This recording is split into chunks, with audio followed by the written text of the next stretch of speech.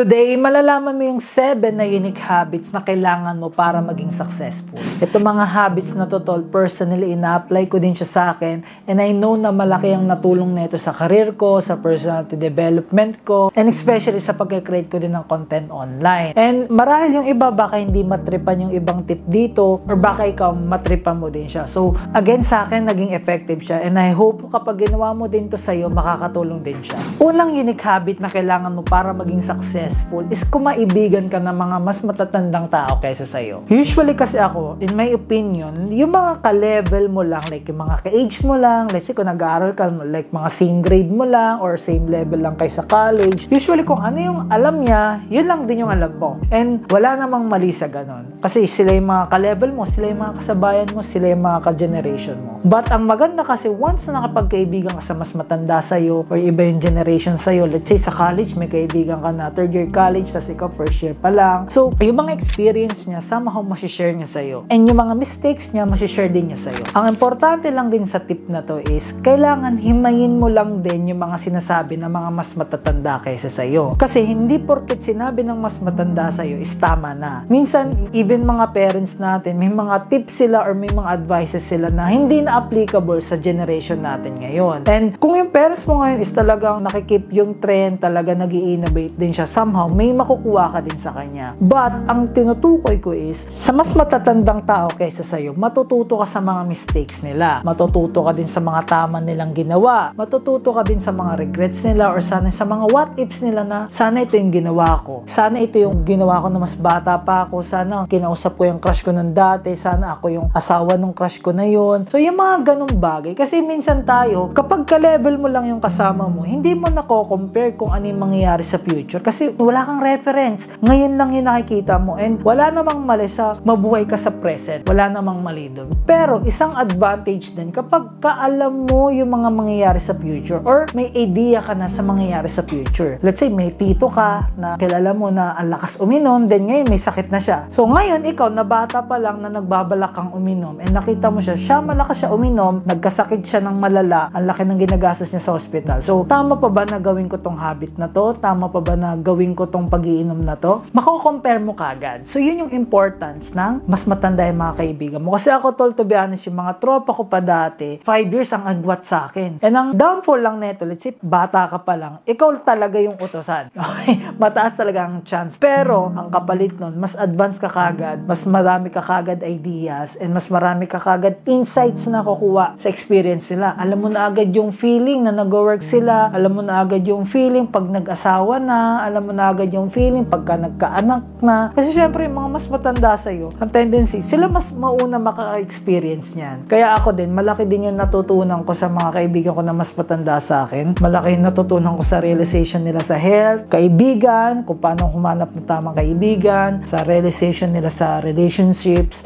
Malaki yung natulong yan sa akin. And ang importante lang, kailangan mo lang himayin. Kasi hindi naman lahat ng tao is perfect. So, kung ano yung mali, iwasan mo. And kung ano yung tama at sa tingin mo makakatulong sa'yo, yun yung i-apply mo. Next na unique habit na kailangan mo para maging successful is yung alone time. Ibig sabihin, kailangan mo minsan mapag-isa. Kasi usually, pag mag-isa ka, dyan bumababa yung mga ideas sa'yo. And dyan, may opportunity si Lord na kausapin ka. And dyan, may opportunity yung mga ideas na dumaan sa'yo, mga realizations mo, or kung may problema ka man, or may dinadaanan ka, dyan ka nakakapag-contemplate. Ang problem kasi, once na ang ingay ng mundo mo, palagi kang may kasamang tao, lagi kang may gimmick, wala kang enough time to contemplate, to ponder, to gather ideas na ano ba yung nangyari sa akin ngayon? Ano ba tong bagay na ginagawa ko? Okay ba to? Itong na-meet ko ba? Maayos ba to? Itong work ba na ina-applyan ko? Makakatulong ba sa akin? May growth ba ako dito? Itong mga vision na ginagawa ko, tama pa ba to o hindi na? Ito bang tropa ko na to?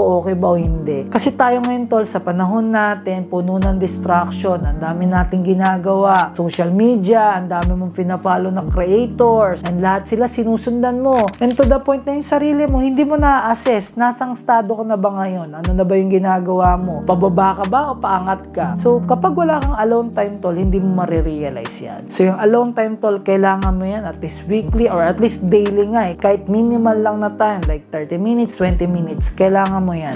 Next na unique habit na kailangan mo para maging successful is kailangan mo maging single for a while. Kailangan mo mabuhay mag-isa. Kailangan mo matutunang mahalin yung sarili sarili mo muna. Kailangan matutunan mo muna paano i-handle yung emotions mo. Kailangan mo munang tulungan yung sarili mo. Kailangan may skills ka muna. Kailangan somehow hindi ka na toxic. Kailangan maayos mo yung mga personal problems mo and mga traumas mo. Kasi itong mga bagay na to, minsan tol, nakaka-affect yan sa relationship mo. Kasi kung ano ka, yan yung i-offer mo sa magiging partner mo. And kung puno ka pa ng problem, puno ka ng trauma, puno ka ng bisyo, lahat yan, idadamay mo siya. So kung gusto mo makatulong sa sarili mo at sa magiging partner mo soon, kailangan mo maging single muna for a while. Kumbaga, yung time na yan, gamitin mo yan para improve yung sarili mo, i-improve yung mindsets mo, i-improve yung financials mo, i-improve yung relationship mo sa family mo if ever may problem ka man. Kasi kailangan, once nakipag-relationship ka, kailangan buo ka. Hindi pwede yung sira-sira ka, broken ka, ang dami mong problema. Then, aasahan mo na yung magiging karelasyon mo is bubuuin ka. Hindi siya ganon. Kasi, idadamay mo lang din siya and magiging toxic ka lang din. So, kung gusto mo maging productive na partner or makatulong sa magiging partner mo soon, kailangan, ngayon, kung single ka man, ayusin mo yung sarili mo, buuin mo siya, yung spiritual mo, financial mo, yung health mo, yung relationship mo sa mga tao. Kasi, kung ano ka lang din, yan lang din yung ma-offer mo sa iba. And kung gusto mo magkaroon ng magandang pamilya soon, gusto mo na magpaayos na relationship, do wala namang perfect, lagi may away, lagi may hindi pagkakaintindihan. But, once nabuo ka at wala ka ng mga trauma at hindi ka na broken, mas maganda yung magiging relationship mo in the future. Next na unique habit na kailangan mo para maging successful is kailangan mo maging extrovert tol pag kailangan ng panahon. Kasi alam ko naman na tayo, hindi lahat natin gusto makisalamuha sa mga tao. Hindi natin gusto lagi makipag-usap, makipag-bonding, makipag-party. Kasi ang dahilan mo, introvert ka, ayaw mo na ikipag-usap, ayaw mo na ikipag-mingle sa ibang tao, which is, I understand. Kasi maski ako, ayokong gumigimik, ayoko na ikipag-usap sa mga tao nang walang kwenta yung pinag-uusapan namin. But, pag may mga pagkakataon na kailangan maging extrovert, ginagawa ko. Like ako, gusto kong mag-share ng ideas, gusto kong mag-create ng content, gusto ko dumami yung followers ko. Wala ko ibang choice kundi mag-content. Wala akong ibang choice kundi humarap sa camera kahit nahihiya ko para makapag-produce ng content. Wala ko ibang choice. And kapag may mga kakausapin ako, may mga ka-meeting ako, wala akong choice kundi harapin yung hiya ko. Wala akong choice kundi harapin yung kaba ko. Kasi nire-require ng panahon eh. Kasi lalo na pag nagdumating ka na sa point na gusto mo man mag-business or gusto mo mag-work, kailangan mo talaga makipaghalubilo sa mga tao. Wala kang ibang choice. Kahit online pa yan, kailangan mo makipaghalubilo sa tao. Somehow makikipag-usap ka. Lalo na pag may gusto ka na babae, may business deals ka na gustong gawin, kailangan mong kumausap ng tao. So itong mga time na to, kailangan mo maging extrovert. Yung hiya mo, yung pagiging shy mo ng sobra, hindi siya pwede. Kailangan maging extrovert ka sa time na yan. Kasi tingnan mo sila Mark Zuckerberg. Laking introvert yung mga yun, mga nerd. Pero ngayon, nakikita mo, nagpa-public speaking, humaharap sa mga reporter, nagpa-podcast, kasi kailangan nila yon. Kailangan nila i-promote yung business nila, and kailangan nilang ma-maintain yung image nila.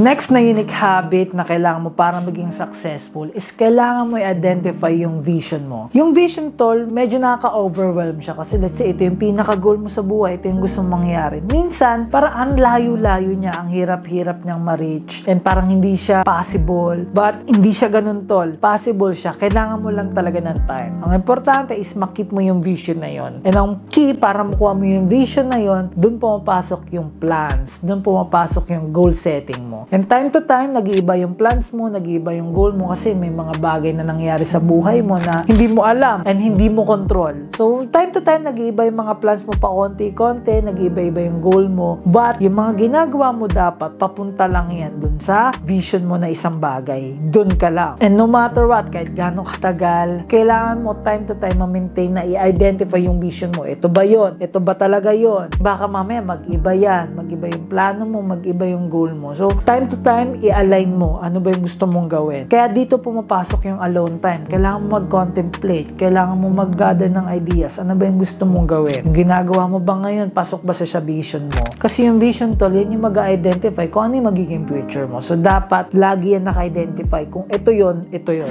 Next na unique habit na kailangan mo para maging successful is kailangan mo mag-isip. Nilagay ko dito unique kasi karamihan sa mga tao tol hindi nag-iisip. Masakit man siyang sabihin pero karamihan sa mga tao hindi nag-iisip. Bakit? Kasi yung mga ginagawa nila, ginagaya lang nila sa iba. Narinig nila sa gantong content creator, narinig nila sa parents nila, narinig nila sa kaibigan nila, narinig nila sa prof nila. And And hindi na nila iniisip kung tama ba yun, okay ba yun, akma ba yun sa kanila, akma ba yun sa values nila. Basta-basta na lang nila ginagawa. In short, para silang robot. And I hope sana hindi ka ganon. Maski yung mga sinasabi ko, tol, dapat isipin mo din. I-contemplate mo ba din? Tama ba yung sinasabi na itong JC Styles na to? Tama ba yung binibigay niyang tips? Tama ba yung mga ideas na binibigay niya? Kailangan mo mag-isip. Doon pumapasok yung sinasabi ko kanina na kailangan himayin mo yung mga bagay-bagay. Like yun nga, pag nakapag-friends ka sa mas matatanda, kailangan mong i-weigh yan, kailangan mong himayin. Parang isda yan. Pag kumain ka ng isda, hindi mo kinakain pati tinik. Ang kinakain mo lang laman, yung tinik, tinatapon mo. Ganon din sa bagay-bagay. Ganon din sa mga tao. Ganon din sa pangyayari. Piliin mo lang yung bagay na makakatulong sa'yo. And yung hindi, alisin mo. So, paano mo magagawa yan? Kailangan mo mag-isip. And then, sa alone time, dun din pumapasok yung pag-iisip. Dun mo din napapasok yung pag-brainstorm ng ideas, yung pag-brainstorm ng vision mo, pag-craft ng plan mo, ng goals mo. Kasi kailangan mo yan. Hindi ka pwedeng basta-basta inaagos na lang ng buhay. Kailangan meron kang konkreto na plan. Kasi pag wala kang plan, kahit sino susundan mo, kahit anong bagay na makita mo, gagawin mo. And to the point na, hindi mo na alam, lost ka na.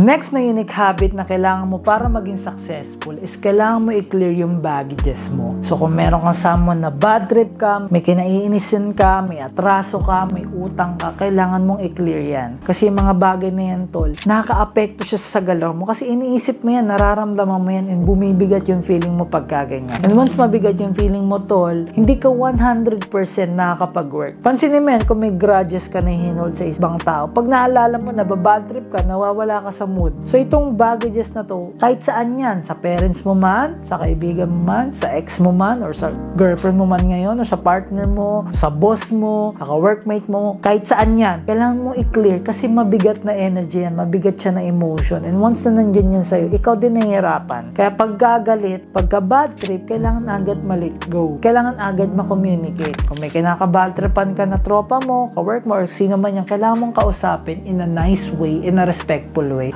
Tol, ganito kasi ganyan, ganyan. Sa boss mo, kung ganun din. Kung nag-work ka man ngayon, kailangan mo i-communicate. Ka-workmate mo, sa karelasyon mo, kailangan mo siyang i-communicate. Para yung baggages mawala. Kasi minsan kailangan lang ma-communicate yan para gumaan yung feeling mo. Kasi pag kinikim-kim mo, hindi mo sinasabi, ikaw din mabibigatan, ikaw din may stress. So kung gusto mo maging successful, tol, kailangan mo ma-clear yan. Kasi pag clear ka, mas makakapag-focus ka sa ginagawa mo, mas makakapag-focus ka sa vision mo kasi wala ka nang inaalala na mabigat na feeling.